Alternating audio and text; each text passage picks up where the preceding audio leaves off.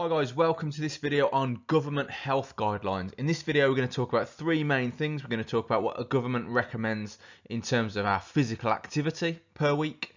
We're going to look at government recommendations and guidelines about alcohol consumption, and we're going to finish up talking just briefly about government guidelines for healthy eating. And when I say government, I mean the UK government. Bear in mind that most governments will have fairly similar health guidelines. But I am talking specifically about the UK context. Anyway, let's get started and find out what we can discover.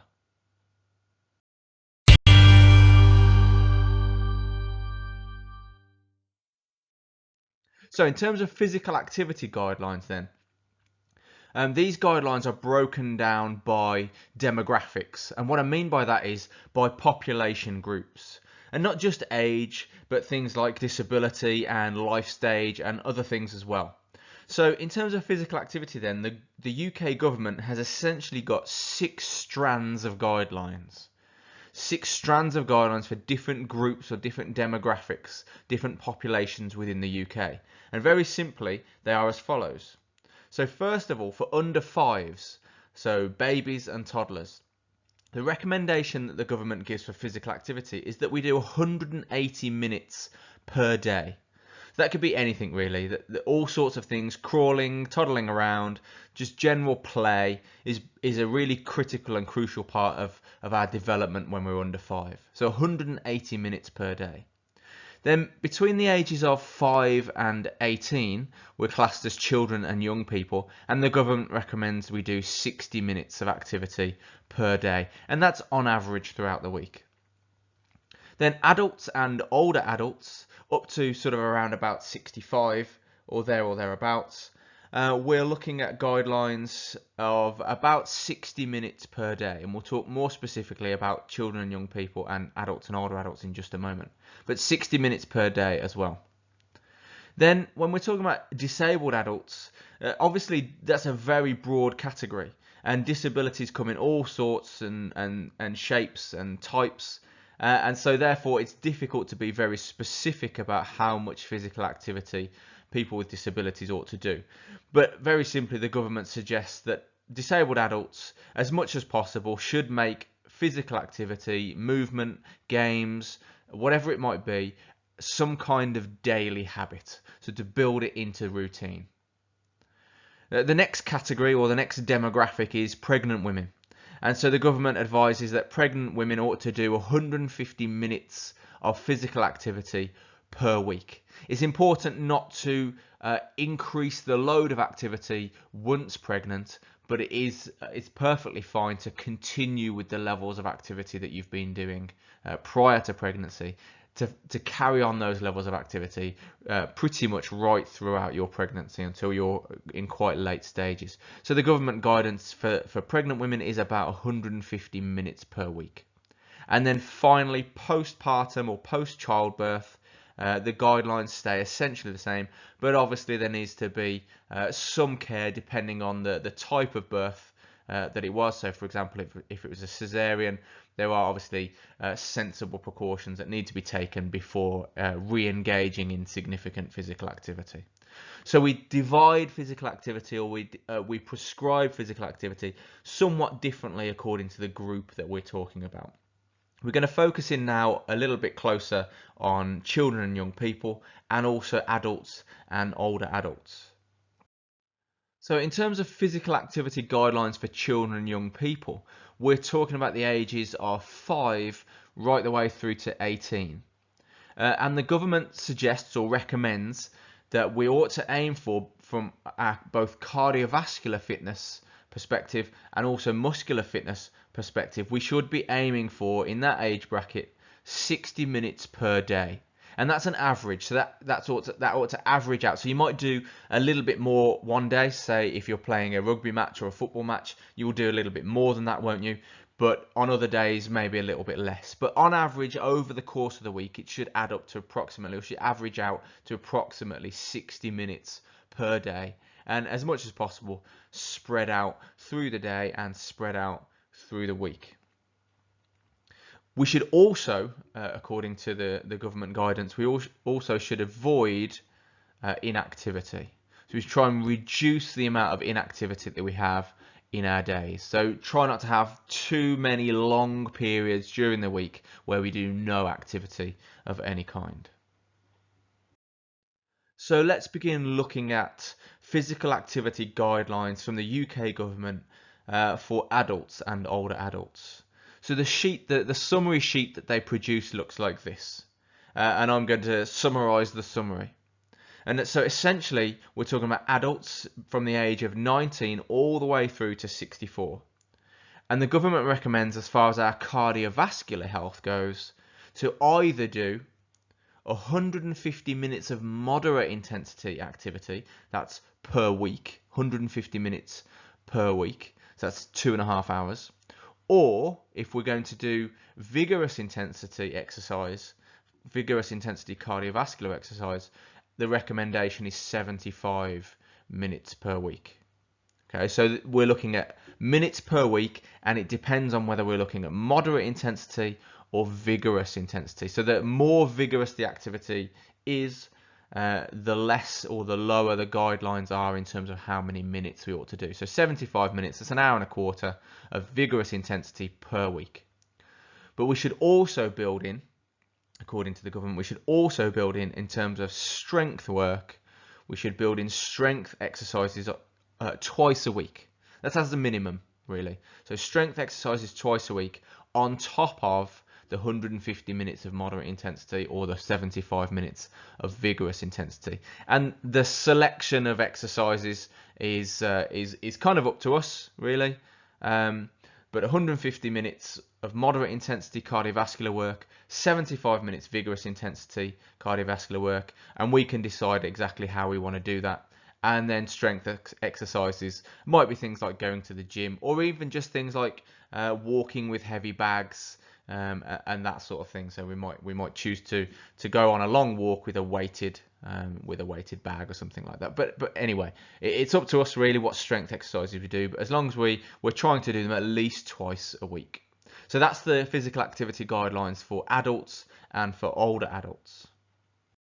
So what about alcohol consumption? What are the guidelines that the UK government gives for our consumption of alcohol?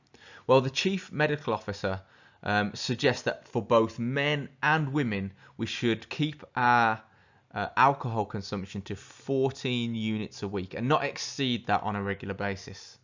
And that's in order to keep health risks as low as possible. So what does that actually mean though? What does that mean, 14 units? Does that mean 14 alcoholic drinks? Well, actually, no, it doesn't, because each alcoholic drink has a different alcohol volume. So you need to know what the alcohol volume is in each of the drinks that you're drinking per week to work out whether or not you've reached your 14 units. So as a simple summary, rather than me explaining how many units there are in every different kind of alcoholic drink, as a simple summary, let's look at beer and wine. So in the UK, most beers fall in around about 4% in terms of their alcohol volume. And so beer at 4% volume of alcohol, we would achieve, or we would reach 14 units with about 6 pints of beer. So about 6 pints of beer at 4% alcohol volume would get us to our 14 units per week. So the suggestion is, to put it in simple terms, not to overconsume, not to drink more than 6 pints of beer per week, because that would be our 14 units, at least not to do it on a regular basis. Secondly then, in terms of wine, it's exactly the same. Wine itself has a higher alcohol volume, but since we tend to drink it in wine glasses, and the average size for a wine glass holds approximately 175 milliliters, then again 6 glasses of wine at 175 milliliters of wine also brings us up to 14 units. So 6 beers, your average beer really, and 6 average glasses of wine takes us to about 14 units. So the suggestion is, don't drink more than 14 units. It's a recommendation, not more than 14 units per week, and certainly not on a regular basis.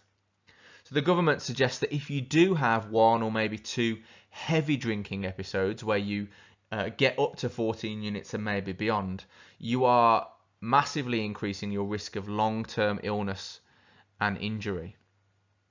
So in terms of risks then, Obviously, alcohol itself has a significant impact when we overconsume alcohol. Certainly, if we binge drink, that is, to consume a lot of alcohol in one drinking session, it can have an impact in terms of our depth of vision, depth of field, in terms of our balance, and so on. And so, not to put too fine a point on it, we're at risk of falling over, bumping into things, and essentially just causing ourselves an injury.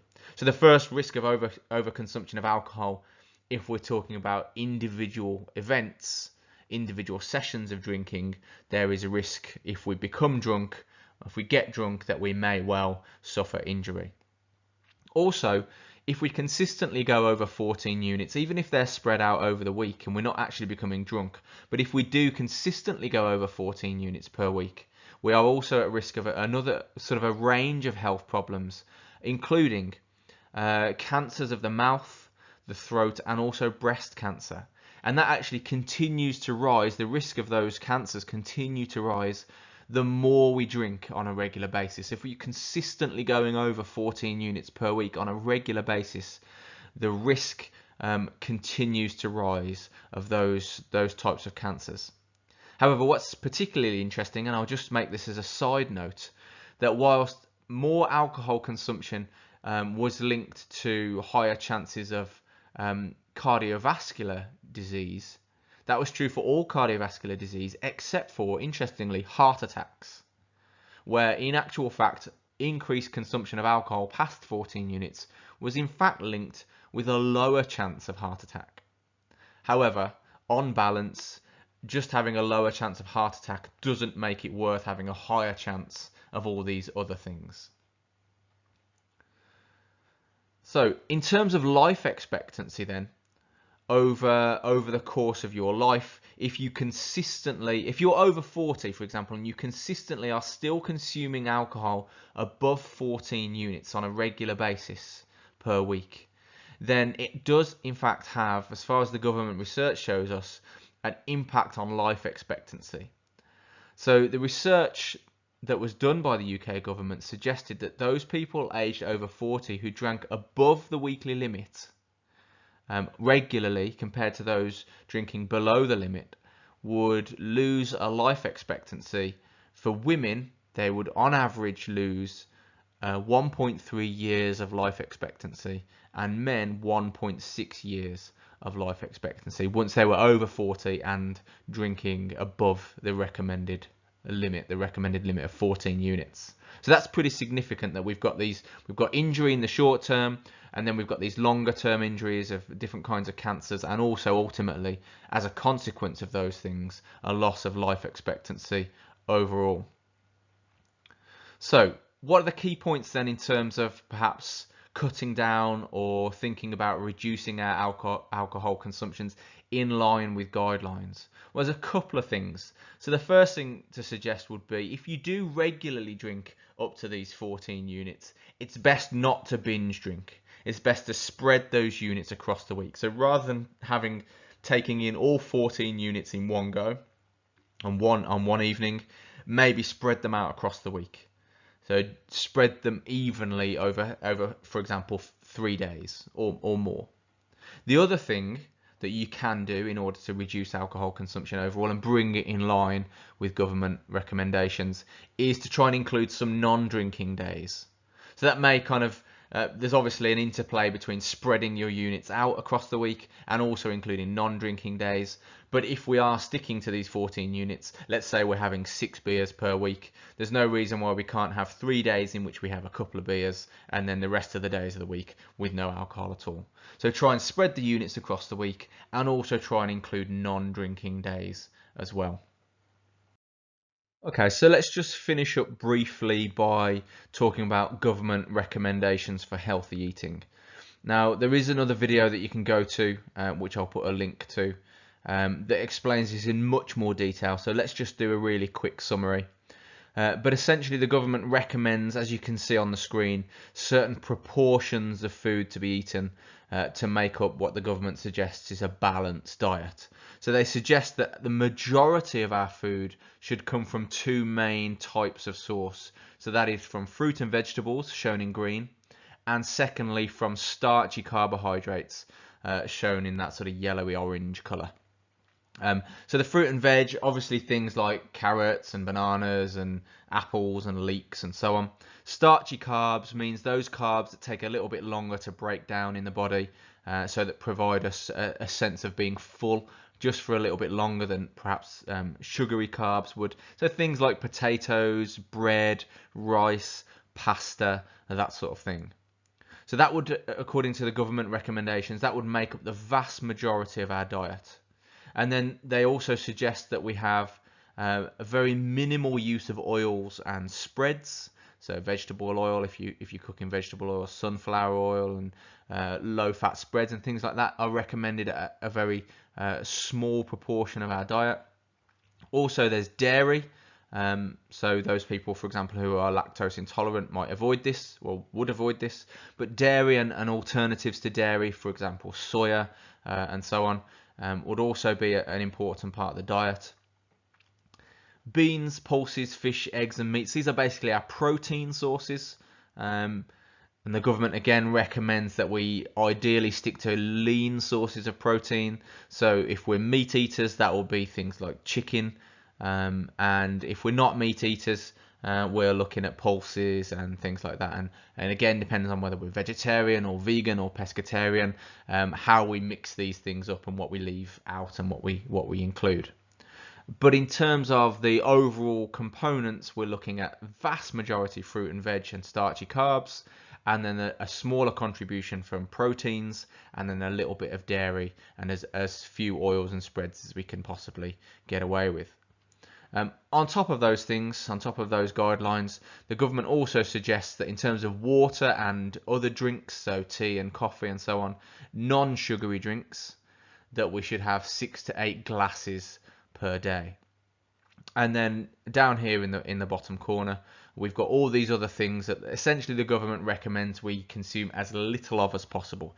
So those will be things that are high in fat, anything high in salt and or high in sugar. So chocolates, cakes, ketchup, biscuits, crisps, things that are fried, chips from the chip shop, that sort of thing. The government would recommend we have as little as possible of those kinds of things, which is why they've been placed outside of the rest of the diagram to indicate that we're trying to avoid those if we possibly can, in order to have what the government would recommend as a healthy diet. Okay, so that's it for government health guidelines. Those are UK government guidelines. Wherever you are in the world, your government no doubt has a similar set of guidelines which you can go and have a look at. We've covered physical activity guidelines, alcohol consumption guidelines, and guidelines very briefly about healthy eating. Now don't forget to like the video, don't forget to subscribe and hit the notification icon so that you can get notified every time that I upload new videos. But that's it from me for now. Hope that's been helpful. Take care.